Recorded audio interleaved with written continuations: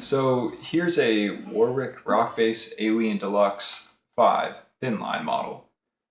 You heard a bit of sound samples there, but to be honest, I want to explain more why I snagged this little guy used from Guitar Center in the first place. And also, if you're looking for a killer bass tone, rock bass acoustic is probably not the way to go anyways. There's more than a fair share of community criticism of acoustic basses, and I think it's because they're just a little misunderstood. And to be fair, I think I misunderstood them as well. I was also skeptical of them.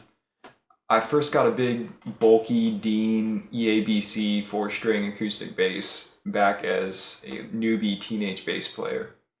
And even then, I remember being underwhelmed by the low volume, really large body, string noise, and a lack of punch when compared to an electric.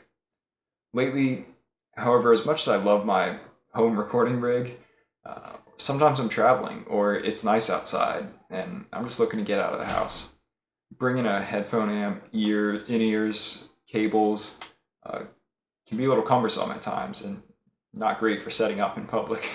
So I saw an opportunity for having a cheaper travel base where I could keep the accessories to a minimum and just grab it and go.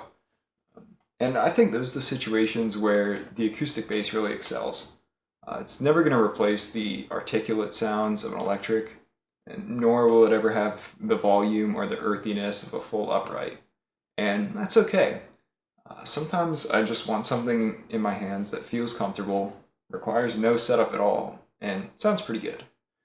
My favorite part of the Alien is the thin line body. And my biggest issue with acoustic basses in the past is that they're super uncomfortable because the body forces your right arm into this weird angled position. And despite that bulkiness, they're still not loud enough to keep up with an acoustic guitar. And that's the other part I've grown to appreciate about acoustics, is the low volume. It's just enough so that you can actually hear the notes you're playing, unlike when you're doing an electric unplugged, but just still quiet enough for only you and listeners within a few meters. It's also great for leaving and just like random places around the home so that I can kind of just immediately pick it up and practice some scales or pick it up and just walk outside and jam out on a bench.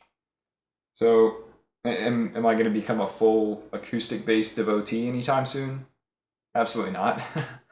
But having my hands on an acoustic that's a little better quality than some of the really cheap ones that are kind of flooded the market, I've realized there's a lot of utility in these instruments when you treat them as something distinct from an electric bass.